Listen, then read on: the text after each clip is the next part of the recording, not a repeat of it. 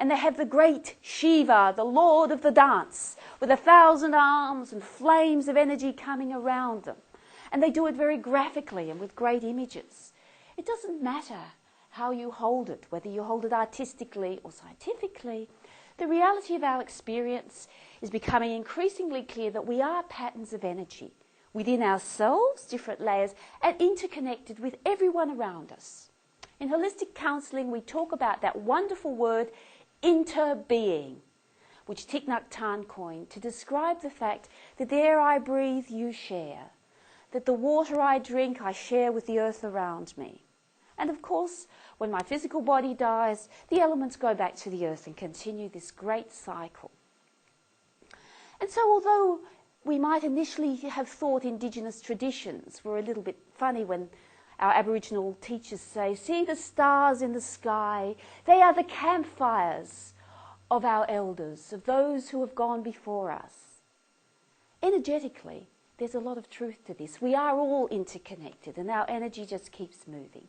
And so when we think of this body, if we're going to understand this lower layers of mind consciousness, we're vibrating patterns of energy, and that's just the finer layer that receives the vibrations of experience from the outside. So, for example, if somebody comes up to me and they go, oh, Trish, I love you and I've got a present for you, the vibrating pattern of energy that's coming to me and that's going to lodge here is very pleasurable, and I'm going to like it.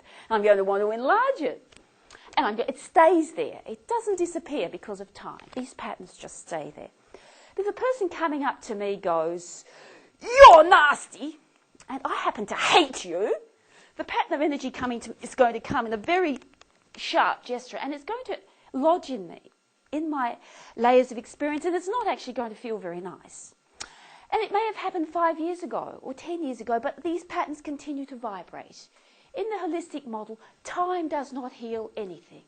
The only thing that heals things is consciousness, going back to the site and consciously deciding to change it.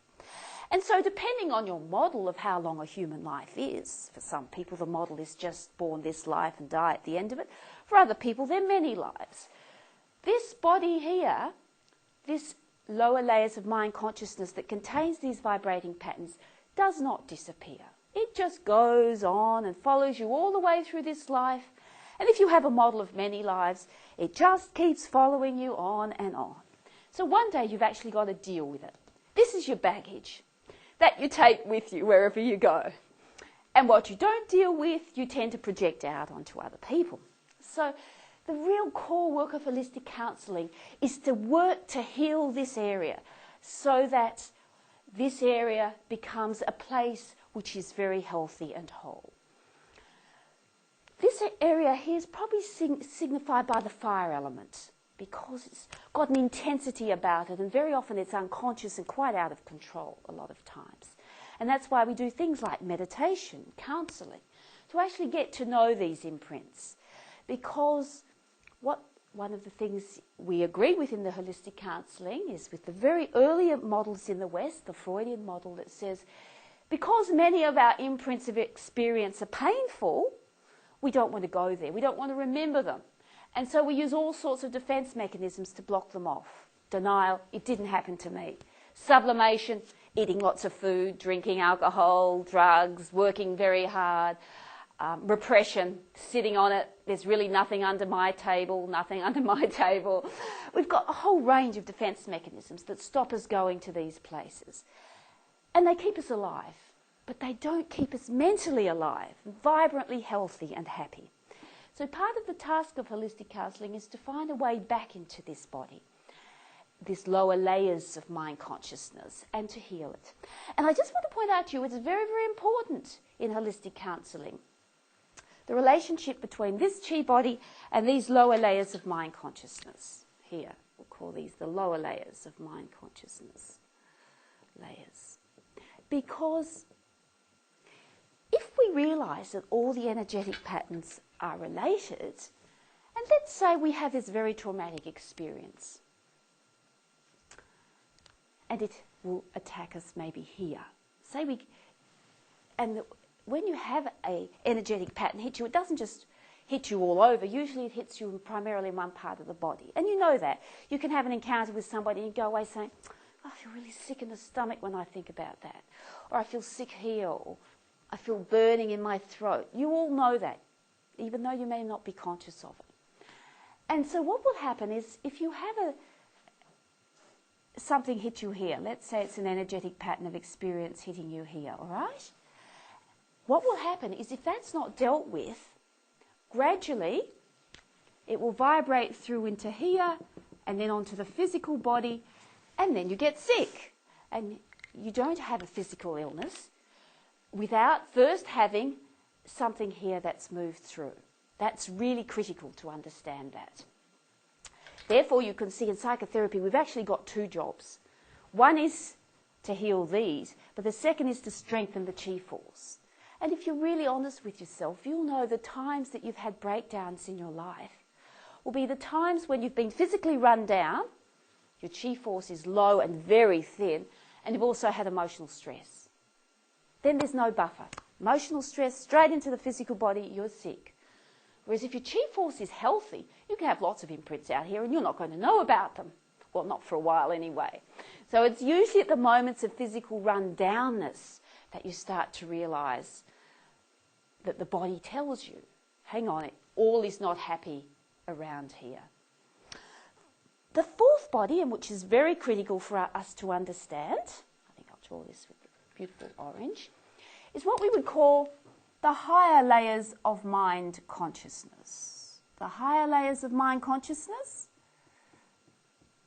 Now this has, we write the higher layers here. This has different names in different cultures, but this is the part of ourselves which holds insight. This is the higher layer of our consciousness that can come down, enter into one of these places, understand it, deal with it, bring it into the light and heal it. This is where all healing comes from, ultimately. Not from the counsellor, but from engaging the higher layers of consciousness into these places that are hidden and closed off in the darkness. Now, the higher layers of consciousness, this is a concept that's very diversely expressed among human beings. Some people may say, well, this is the part of my God self. This is the part of my Buddha nature. This is the place of insight. This is the place, as the humanist psychologists talked about, the great place of self-actualizing, becoming the I am, the really creative being that I'm capable of being. How you name it doesn't really matter. But what's important is you understand that this place is so powerful for healing because it connects all these lower layers, the body, the chi force, the lower layers of mind consciousness, with the resources that go beyond you as an individual. That connects them with the resources of the universe, however you name these to be. And for you, they may be great archetypes, the Buddha, the Christ, any of the great teachers. They may just be the source of light, the source of peace. Or they may be the great forces of nature, the air, the sky, the earth. How you name these doesn't matter, and which ones you use doesn't matter. But what matters is that you know you have this power within you to go to these places, access these resources that are above and beyond yourself, and bring them deeply down into your physical body and into these lower layers of mind consciousness, because this is where all healing starts. So that in this model of a human being and in this model of counselling, we're assuming that you've got great capacities for your own self-healing, but we have to bring this place of insight into here to find the pattern of the wounding and to bring consciousness back. Because what happens? These higher layers, they don't stay in your body if it's not a nice place to be. So from our childhood, say something happens to us and we don't like it, these higher layers withdraw, they go out. We have a term for it in psychiatry, we call it dissociation. But that's not the point. The point is, you know when it happens. You're talking to someone and they get this blank look on their eyes. This means this part of them is gone out there. Their higher consciousness doesn't want to be there. It's too painful, it's too difficult. They don't want to deal with it. So